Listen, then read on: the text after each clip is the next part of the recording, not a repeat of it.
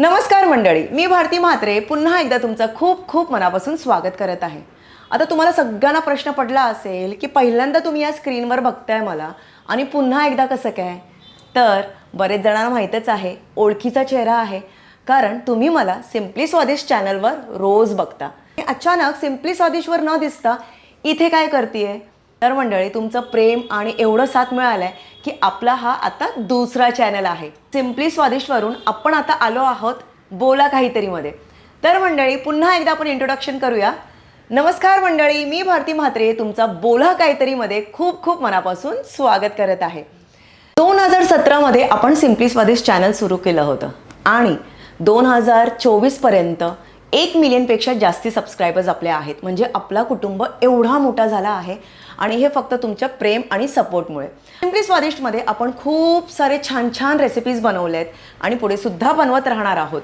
तिथे जसं मी स्वयंपाक करत तुम्हाला दिसली आहे, इथे तुम्हाला मी बोलताना दिसणार आहे। हो मंडळी, म्हणूनच तर या चॅनलचं नाव ठेवलं आहे बोला काहीतरी।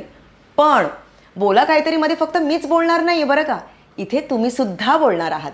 ते कसं हे तुम्हाला हळूहळू मी सांगणारच आहे। आता 2017 पासून माझा जो प्रवास आहे हे तुम्हाला माहीतच आहे, पण ज्यांना कोणाला माहिती नाही आहे, म्हणजे ज्यांना कोणाला भारती म्हात्रे कोण आहे, सिम्पली स्वादिष्ट काय आहे हे माहिती नाही आहे, म्हणून थोडक्यात इथे मी थोडंसं इंट्रोडक्शन देते।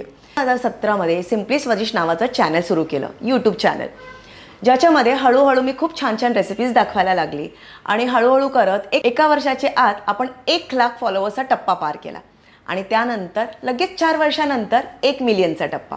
एवढं तुम्ही प्रेम आणि प्रतिसाद दिल्यामुळे आयुष्यामध्ये आलेले कठीण परिस्थिती सुद्धा मी पार पाडू शकले। आता कठीण परिस्थिती कुठली हेही तुम्हाला मी थोडक्यात सांगते। 2021 पर्यंत खूप मस्त चाललं होतं। 2022च्या सुरुवातीमध्ये सुद्धा छानपैकी मी करत होते। त्यात आलं आजारपण, म्हणजे माझ्या मिस्टरांचं आजारपण, प्रसादचं आजारपण।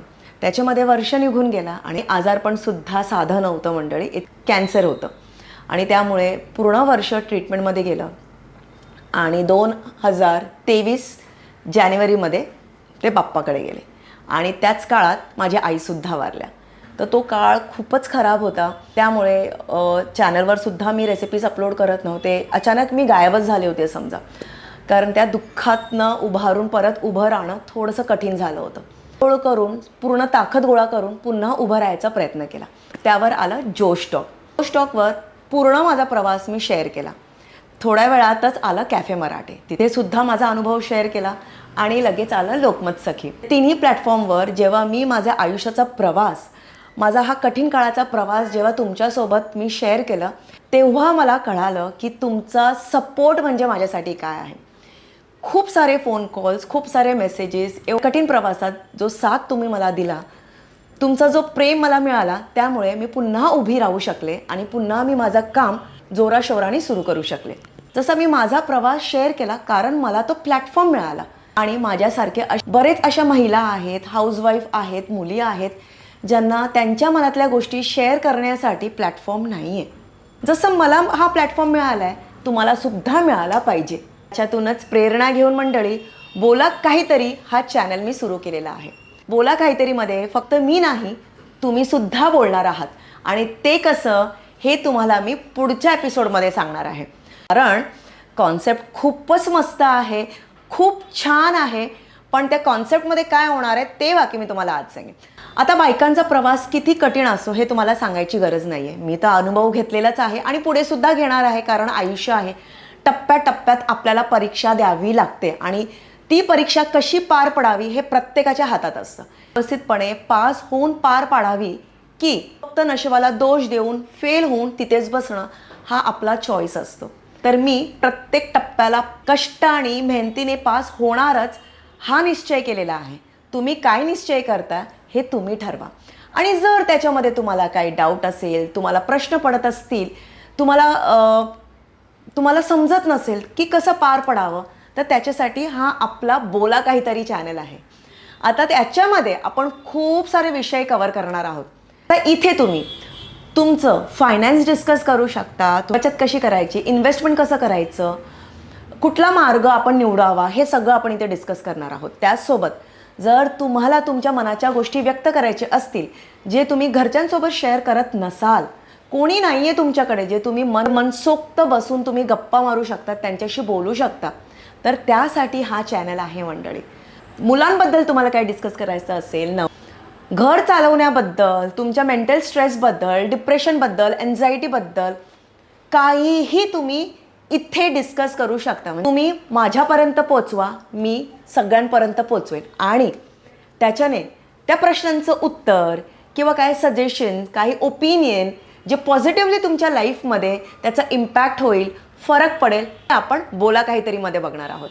तर मंडळी, आजच्या या एपिसोडमध्ये मी तुम्हाला थोडक्यात माहिती दिलेली आहे, पण हे कसं सगळं पॉसिबल होणार आहे हे तुम्हाला मी पुढच्या व्हिडिओमध्ये नक्कीच सांगणार.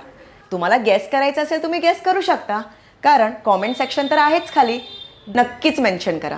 आणि हा मंडळी, व्हिडिओ संपवण्याच्या आधी एक तुम्हाला मी रिक्वेस्ट करेन, मनापासून रिक्वेस्ट करेन. भारती म्हात्रे ओळखली जाते सिम्पली स्वादिष्टच्या नावाने आणि सिम्पली स्वादिष्ट ओळखलं जातो तुमच्यामुळे.